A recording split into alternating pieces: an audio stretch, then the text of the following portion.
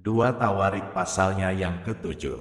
Setelah Salomo mengakhiri doanya, api pun turun dari langit memakan habis korban bakaran dan korban-korban sembelihan itu, dan kemuliaan Tuhan memenuhi rumah itu.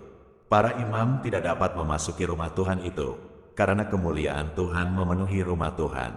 Ketika segenap orang Israel melihat api itu turun dan kemuliaan Tuhan meliputi rumah itu, berlututlah mereka di atas lantai dengan muka mereka sampai ke tanah, lalu sujud menyembah dan menyanyikan syukur bagi Tuhan, sebab Ia baik. Bahwasanya untuk selama-lamanya kasih setianya. Lalu Raja bersama-sama seluruh bangsa mempersembahkan korban sembelihan di hadapan Tuhan. Sebagai korban sembelihan, Raja Salomo mempersembahkan 22.000 ekor lembu sapi dan 120.000 ekor kambing domba. Demikianlah Raja dan seluruh bangsa mentahbiskan rumah Allah. Para imam telah siap berdiri pada tempat mereka. Begitu pula orang-orang Lewi telah siap dengan alat-alat musik untuk memuliakan Tuhan, yakni alat-alat musik yang dibuat Raja Daud untuk mengiringi nyanyian syukur bagi Tuhan. Bahwasanya untuk selama-lamanya kasih setianya, setiap kali mereka ditugaskan Daud menyanyikan puji-pujian. Dalam pada itu para imam berdiri berhadapan dengan mereka sambil meniup nafiri, sedang segenap orang Israel berdiri. Lalu Salomo menguduskan pertengahan pelataran yang di depan rumah Tuhan, sebab disitulah diolahnya segala korban bakaran dan lemak korban keselamatan. Sebab mezbah tembaga yang dibuat Salomo tidak dapat memuat korban bakaran dan korban sajian dan segala lemak korban. Dan pada waktu itu juga Salomo mengadakan perayaan Pondok Daun selama 7 hari, bersama-sama dengan seluruh Israel, suatu jemaah yang amat besar, dari jalan masuk ke Hamat sampai ke sungai Mesir. Pada hari yang ke-8 mereka mengadakan perkumpulan raya, karena mereka telah merayakan pentahbisan mezbah selama 7 hari, dan perayaan Pondok Daun selama 7 hari. Pada hari yang ke-23, bulan ke-7, disuruhnya bangsa itu pulang ke kemah-kemah mereka sambil bersukacita dan bergembira atas kebaikan yang telah dilakukan Tuhan kepada Daud, kepada Salomo, dan kepada orang Israel, umatnya. Demikianlah Salomo menyelesaikan rumah Tuhan dan istana raja, dan berhasil melaksanakan dalam rumah Tuhan dan dalam istananya segala sesuatu yang timbul dalam hatinya. Kemudian Tuhan menampakkan diri kepada Salomo pada malam hari dan berfirman kepadanya, "Telah kudengar doamu dan telah kupilih tempat ini bagiku sebagai rumah persembahan. Bila mana aku menutup langit, sehingga tidak ada hujan, dan bila mana aku menyuruh belalang memakan habis hasil bumi, dan bila mana aku melepaskan penyakit sampar di antara umatku.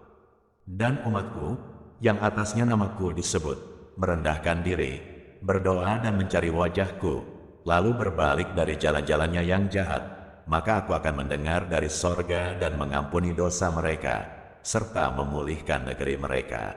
Sekarang mataku terbuka dan telingaku menaruh perhatian kepada doa dari tempat ini. Sekarang telah kupilih dan kukuduskan rumah ini, supaya namaku tinggal di situ untuk selama-lamanya, maka mataku dan hatiku akan ada di situ sepanjang masa.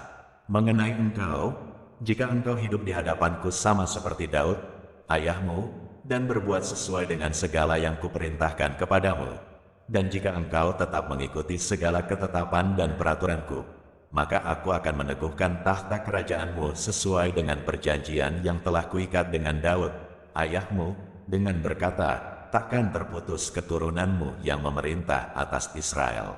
Tetapi jika kamu ini berbalik dan meninggalkan segala ketetapan dan perintahku yang telah kuberikan kepadamu, dan pergi beribadah kepada Allah lain dan sujud menyembah kepadanya, maka aku akan mencabut kamu dari tanahku yang telah kuberikan kepadamu, dan rumah ini yang telah kukuduskan bagi namaku, akan kubuang dari hadapanku, dan akan kujadikan kiasan dan sindiran di antara segala bangsa.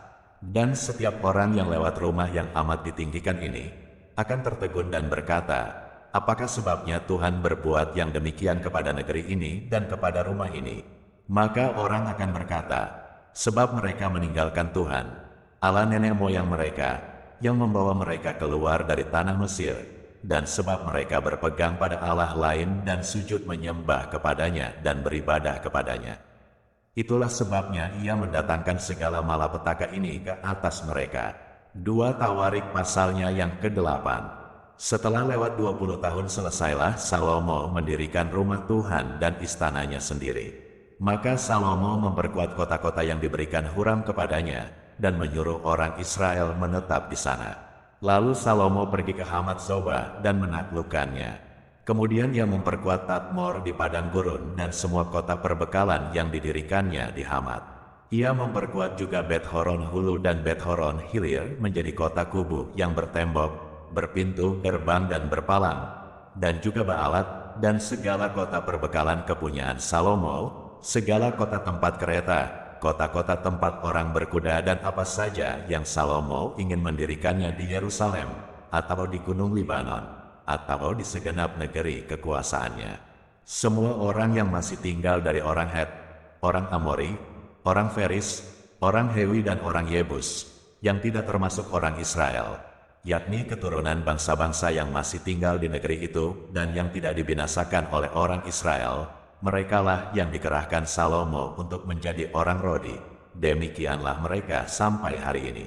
Tetapi orang Israel tidak ada yang dijadikan budak oleh Salomo untuk pekerjaannya, melainkan mereka menjadi prajurit, atau perwira pasukan berkuda, atau panglima atas pasukan kereta dan pasukan berkuda. Dan inilah pemimpin-pemimpin umum Raja Salomo, 250 orang yang memerintah rakyat.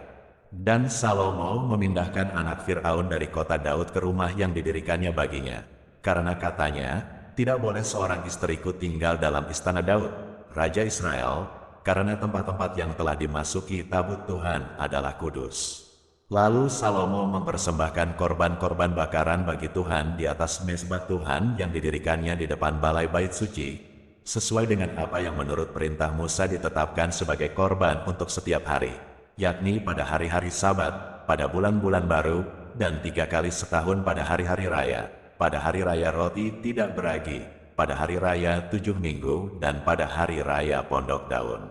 Dan menurut peraturan Daud, ayahnya, ia menetapkan rombongan para imam dalam tugas jabatan mereka, dan orang-orang Lewi dalam tugas menyanyikan puji-pujian dan menyelenggarakan ibadah di hadapan para imam, setiap hari menurut yang ditetapkan untuk hari itu, dan juga penunggu-penunggu pintu gerbang dalam rombongan mereka untuk setiap pintu gerbang. Karena demikianlah perintah Daud, abdi Allah. Mereka tidak menyimpang dari perintah raja mengenai para imam dan orang-orang Lewi dalam perkara apapun, juga mengenai perbendaharaan.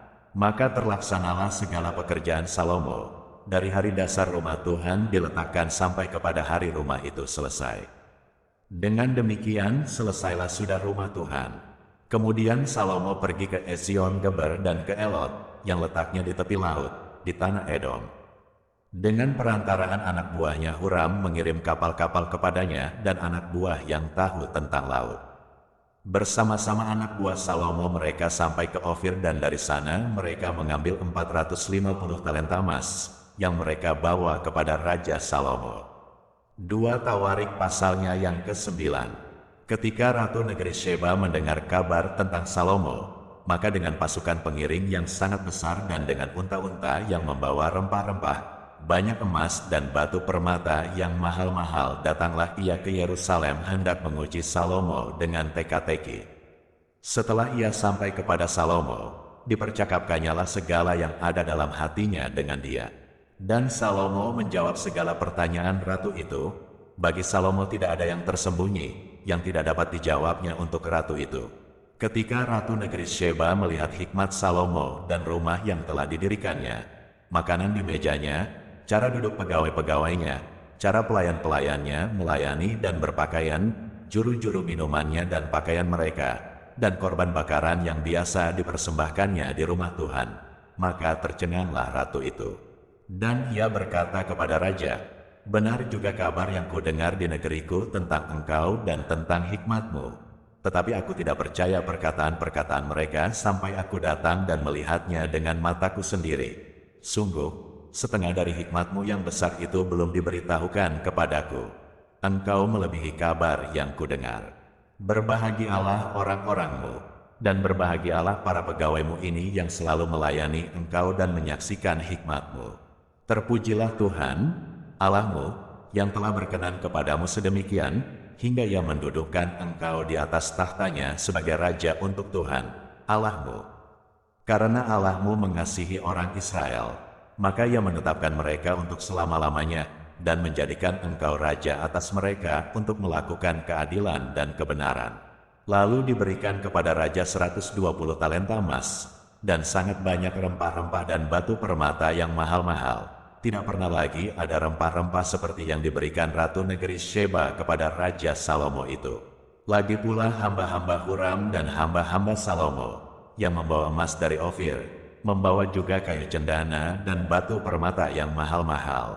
Raja mengerjakan kayu cendana itu menjadi tangga-tangga untuk rumah Tuhan dan istana raja, dan juga menjadi kecapi dan gambus untuk para penyanyi. Hal seperti itu tidak pernah kelihatan sebelumnya di tanah Yehuda. Raja Salomo memberikan kepada ratu negeri Sheba segala yang dikehendakinya dan yang dimintanya, melebihi yang dibawa ratu itu untuk raja. Lalu ratu itu berangkat pulang ke negerinya bersama-sama dengan pegawai-pegawainya. Adapun berat emas yang dibawa kepada Salomo dalam 1 tahun ialah seberat 666 talenta, belum terhitung yang dibawa oleh saudagar-saudagar dan pedagang-pedagang. Juga semua raja Arab dan bupati-bupati di negeri itu membawa emas dan perak kepada Salomo. Raja Salomo membuat 200 perisai besar dari emas tempaan, 600 shikal emas tempaan dipakainya untuk setiap perisai besar.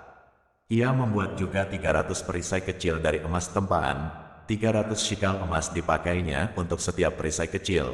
Lalu raja menaruh semuanya itu di dalam gedung hutan Libanon. Juga raja membuat tahta besar dari gading yang disalutnya dengan emas murni. Tahta itu 6 tingkatnya, dan tumpuan kakinya dari emas yang dipautkan pada tahta itu. Dan pada kedua sisi tempat duduk ada kelek-kelek. Di samping kelek-kelek itu berdiri 2 singa, sedang 12 singa berdiri di atas ke-6 tingkat itu sebelah menyebelah. Belum pernah diperbuat yang demikian bagi sesuatu kerajaan. Segala perkakas minuman Raja Salomo dari emas dan segala barang di gedung hutan Libanon itu dari emas murni, perak tidak dianggap berharga pada zaman Salomo. Sebab raja mempunyai kapal-kapal yang berlayar ke Tarsis bersama-sama dengan orang-orang Huram, dan sekali 3 tahun kapal-kapal Tarsis itu datang membawa emas dan perak serta gading, juga kera dan burung merak. Raja Salomo melebihi semua raja di bumi dalam hal kekayaan dan hikmat.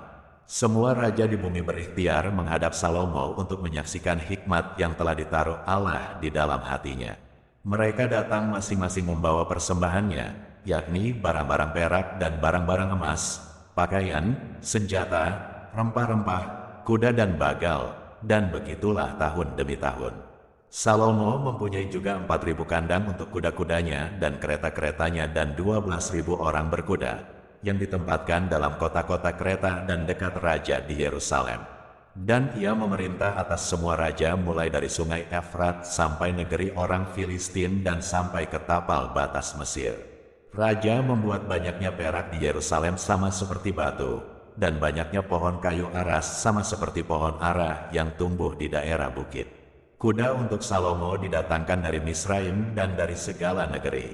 Selebihnya dari riwayat Salomo dari awal sampai akhir, bukankah semuanya itu tertulis dalam riwayat Nabi Nathan dan dalam nubuat Ahya, orang Silo itu, dan dalam penglihatan-penglihatan Ido, pelihat itu, tentang Yerobeam bin Nebat.